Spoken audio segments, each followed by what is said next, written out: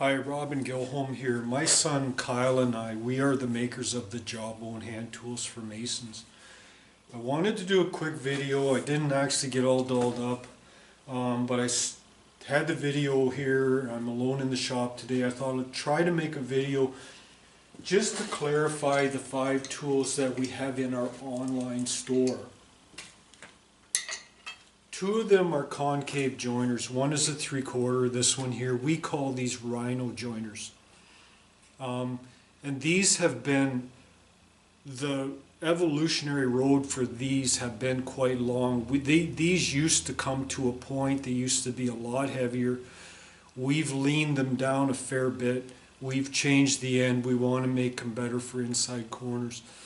I personally like a little bit of weight to a concave joiner. I find when I'm doing the long bed joints, that weight gives me a little more inertia to plow down the joint and get in tight. The punched concave joiners, I don't know what else you call them, they tend to require more muscle power to keep in tight against the block work.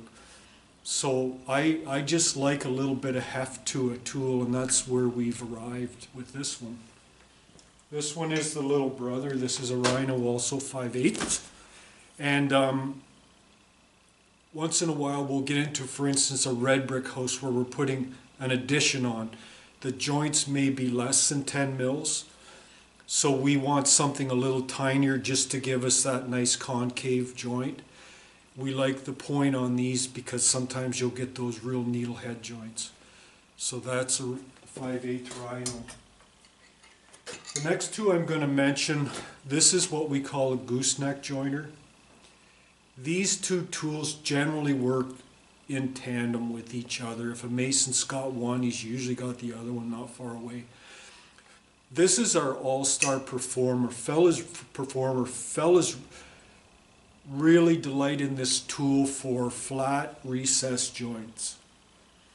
It's got such a great sleigh runner action. You can really consolidate the joints. If there's tight corners or head joints, you revert to the elbow joiner to get exactly the same texture. So that's what these 2 are generally just really good all-purpose tools.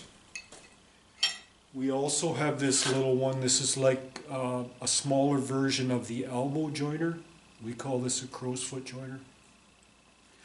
Really great for veneer stone or natural stone where you're cutting in around irregular earces and you're trying to get that mortar where it meets the stone nice and weather tight. That's where this one really shines. For all it's so small, seem to be able to make really good time with it. So those are more or less the 5 tools in a nutshell. I'm going to hop around because it's the only way I can fit my thoughts in properly.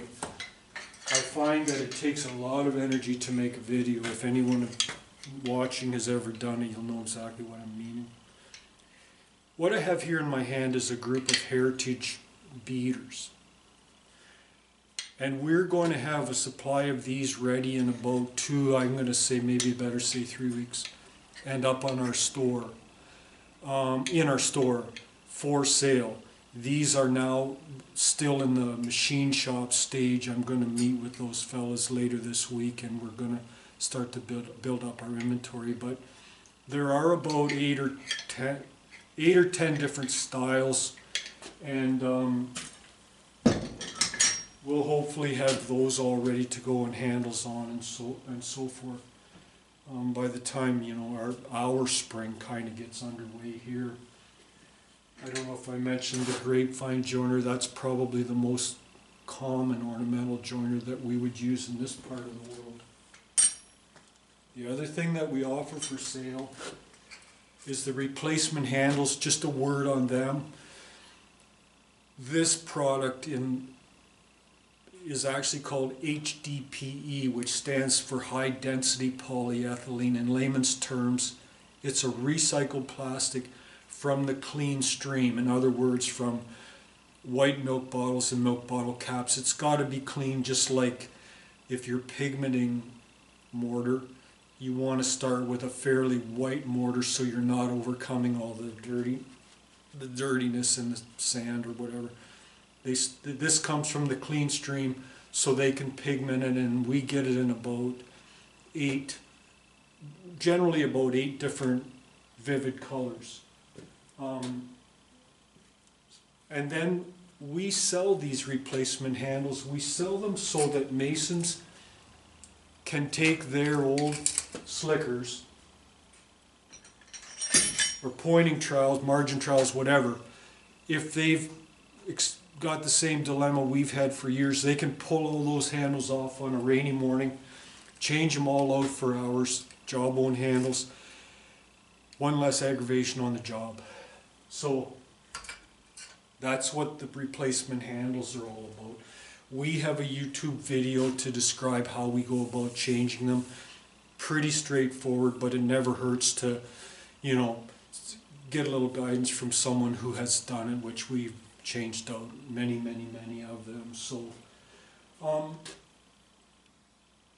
So just a couple more things I want to mention. One is, if someone said to me, okay, what is it about your tools that makes you think they're any better than what is out there? This is how I would respond. The first thing, and I believe I'm not sure that I've mentioned this, I'm going to come back to this old slicker. Nothing wrong with the wooden handles at all, but we hopefully have made 2 improvements.